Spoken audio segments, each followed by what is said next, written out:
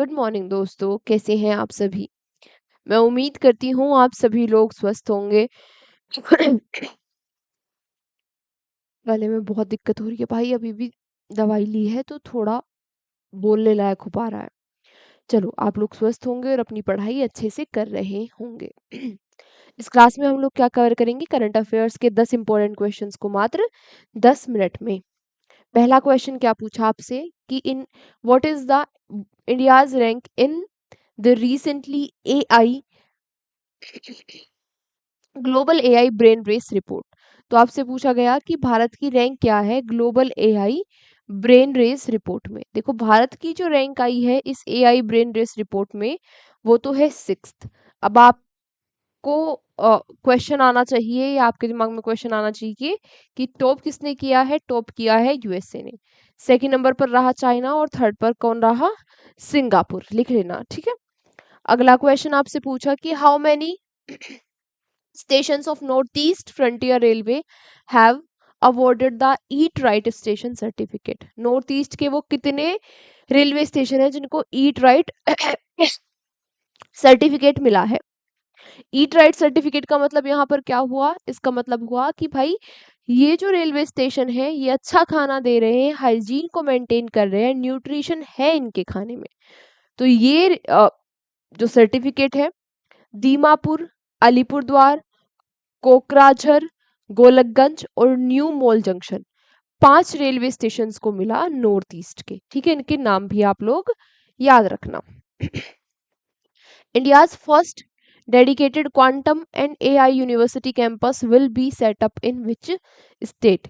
तो भारत का पहला डेडिकेटेड क्वांटम और एआई यूनिवर्सिटी कैंपस किस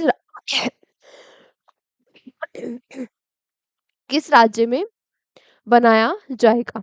देखो, ये काफी चर्चाओं में रहता है ना, काफी चर्चाओं में रहता है। मैं आपको पहले भी बता चुकी हूँ ये कहाँ बनेगा। डेडिकेटेड क्वांटम और एआई यूनिवर्सिटी ये बनेगा भाई आंध्र प्रदेश की कैपिटल अमरावती में। ठीक है, याद रखना, अभी भी ये चर्चाओं में बना हुआ है। देन आपसे क्वेश्चन आया कि recently what is the name of the first national counter-terrorism policy issued by the ministry of home affairs? हाल ही में गृह मंत्रालय द्वारा जारी पहली नेशनल काउंटर टेररिज्म पॉलिसी का नाम क्या है? यानी कि आतंकवाद से निपटने के लिए ये पॉलिसी लॉन्च की हमारे गृह मंत्रालय के द्वारा ये काम किया गया, जिसके मिनिस्टर कौन है? अमित शाह है। ठीक है, पॉलिसी का नाम क्या है? प्रहार, है ना। जो आतंकवाद है, आतंकवाद से निपटने के लिए ये पहल अभी शुरू की गई है। Our Lady of Grace Cathedral, which recently received the UNESCO award, is located in which state? तो अभी ये जो कैथेड्रल है इसको क्या किया गया? यूनेस्को अवार्ड मिला है। आपसे पूछ रहा है ये कहाँ लोकेटेड है? ये लोकेटेड है भाई कहाँ? महाराष्ट्र में ये लोकेटेड है। ठीक है, महाराष्ट्र में ये लोकेटेड है। 475 साल पुराना ये है जिसको भी यूनेस्को अवार्ड मिला है। ठीक है, 475 साल पुराना है ये। Who has won the men's double title of Delhi tennis open 2026? हाल ही में दिल्ली टेनिस ओपन 2026 में मेंस डबल्स का टाइटल किसने जीता है? ये टाइटल जीत लिया है सिद्धार्थ बंथिया और सिकंदर सिकंदर नहीं, अलेक्जेंडर और अलेक्जेंडर डोंस्की ने। ठीक है, कहाँ हो रहा था ये टेनिस ओपन? दिल्ली में हो रहा था। ठीक है, चलो। Which country will host the AI summit in the year 2027? 2027 में जो AI summit होगी उसको कौन होस्ट करेगा? अभी 2026 की जो AI समिट थी वो तो भारत ने होस्ट करी है, भारत मंडपम में। 2027 की ये समिट होस्ट करेगा स्विट्जरलैंड। स्विट्जरलैंड की कैपिटल क्या है? जल्दी बता दो मुझे। बर्न। और यहाँ पर स्विस फ्रैंक क्या है? करेंसी है। ठीक है, दोनों ही बातें याद रखना। Recently rope zeatin has become the youngest prime minister of which country? तो ये मात्र 38 ईयर्स के हैं, मात्र 48 साल के हैं। 48 साल की उम्र में ये क्या बन गए हैं, प्रधानमंत्री बन गए हैं। और सबसे युवा प्रधानमंत्री है कि कहाँ के, उसी देश के जिसकी कैपिटल एम्स्टर्डम है। कहाँ की है कैपिटल, अभी कल परसों की क्लास में मैंने आपको बताया था, नीदरलैंड्स, बिल्कुल सही बात, यूरो यहाँ पर करेंसी है।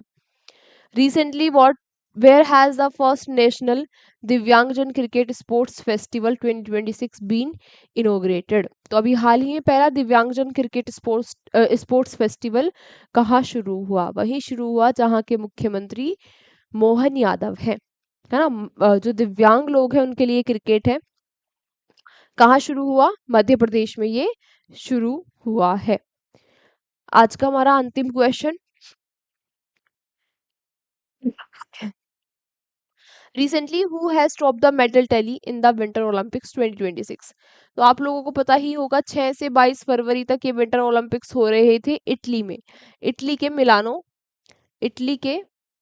मिलान और कोरिटीना शहर में ये इस बार विंटर ओलंपिक्स हो रहे थे। ठीक है, बात की जाए मेडल टैली को किसने टॉप किया, तो मेडल टैली को नॉर्वे ने टॉप किया है। नॉर्वे ने टोटल 41 मेडल्स जीते, जिनमें से 18 गोल्ड मेडल हैं।